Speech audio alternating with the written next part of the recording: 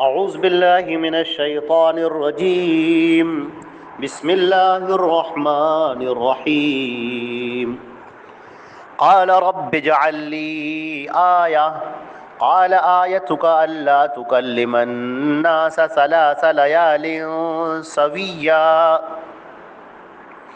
یہ سورہ مریم کی آیت نمبر 10 ہے۔ ترجمہ یہ ہے، اور کہا زکریا علیہ السلام نے، اور کہا اے میرے پروردگار میرے لیے کوئی نشانی متعین فرما دیجئے۔ کہا کہ تمہاری نشانی یہ ہے کہ تم لوگوں سے 3 راتوں تک بات نہیں کر سکو گے، اس حال میں کہ تم تندرست ہوگے۔ اب یہ گفتگو چل رہی کہ حضرت زکریہ علیہ السلام نے اللہ رب العزت سے یہ دعا مانگی کہ اے میرے پروردگار مجھے اولاد عطا فرما۔ اب کس الحاح و زاری سے اور کس طرح سے تڑپ کر انہوں نے اللہ کو پکارا، اور اللہ نے ان کی دعا کو قبول کیا اور یہ کہا کہ ہم تمہیں بشارت دیتے ہیں ایک بچے کی جس کا نام یحییٰ ہوگا۔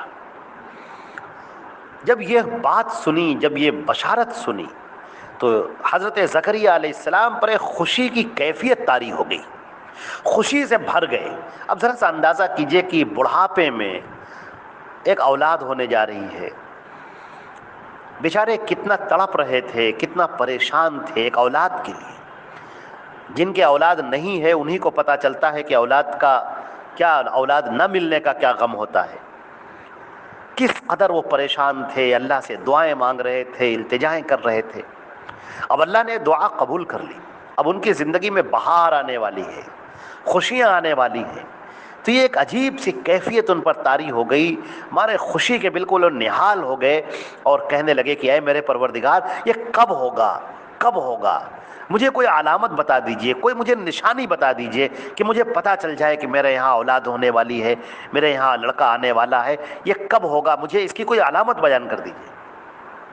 اللہ رب العزت نے کہا ٹھیک ہے، تمہاری علامت یہ ہوگی کہ 3 دنوں تک تم کسی سے بات نہیں کر سکو۔ اس میں رات اور دن دونوں شامل ہیں کہ 3 دن اور رات تم کسی سے بات چیت نہیں کر سکو گے، لیکن سویہ تم تندرست ہوگے، صحت میں ہوگے۔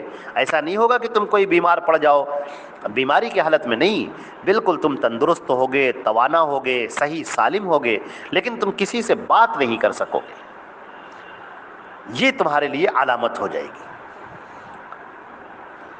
اب یہ جو علامت ان کو دی گئی، مفسرین نے یہ بھی لکھا ہے کہ جب وہ وقت آئے گا تو جو ہے تمہارا کام یہ ہے کہ تم 3 دنوں تک خاموش رہنا اور کسی سے بات نہ کرنا، مگر یہ بات درست معلوم نہیں ہوتی ہے۔ صحیح یہ ہے کہ انہوں نے علامت مانگی تھی کہ میرے پروردگار مجھے کیسے پتہ چلے گا کہ میرے یہاں لڑکا آنے والا ہے، حمل ٹھہر گیا ہے، مجھے کیسے پتہ چلے گا؟ تو اے میرے رب اس کے لیے کوئی علامت متعین کر دیجئے۔ اور اللہ رب العزت نے یہ علامت بیان کی کہ تم بات نہیں کر سکو گے 3 دنوں تک۔ رات اور دن اس میں دونوں شامل ہیں۔ سورہ آل عمران کے اندر بھی یہ بات آئی ہے، اور اس کے اندر جو ہے یہ ذکر ہے ایام کا، فرمایا ہے قال رب اجعل لی آیہ، اس سورہ آل عمران میں، کہ انہوں نے کہا کہ میرے پروردگار میرے لیے کوئی نشانی متعین کر دے۔ قال آیتک الا تکلم الناس ثلاثۃ ایام الا رمزا، کہ تم 3 دنوں تک لوگوں سے بات نہیں کر سکو گے مگر اشاروں میں، یعنی اشاروں میں تم بات کر سکو گے، اشاروں میں تم بات کرنا، زبان تمہاری بند ہو جائے گی۔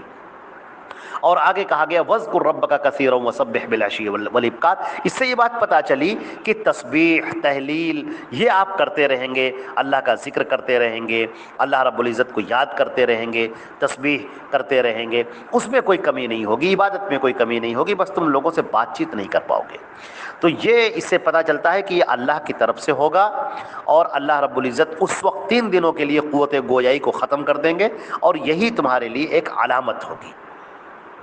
تو معلوم یہ ہوا کہ حضرت زکریہ علیہ السلام بھی انسان ہیں، بشر ہیں، اور تمام کے تمام انبیاء اور رسول سب کے سب بشر ہی ہوتے ہیں، انسان ہی ہوتے ہیں، ان کو انسانوں کے درمیان ہی چنا جاتا ہے، منتخب کیا جاتا ہے۔ لوگوں میں اللہ رب العزت جس کو چاہتا ہے چن لیتا ہے اور اسے اپنا رسول بناتا ہے۔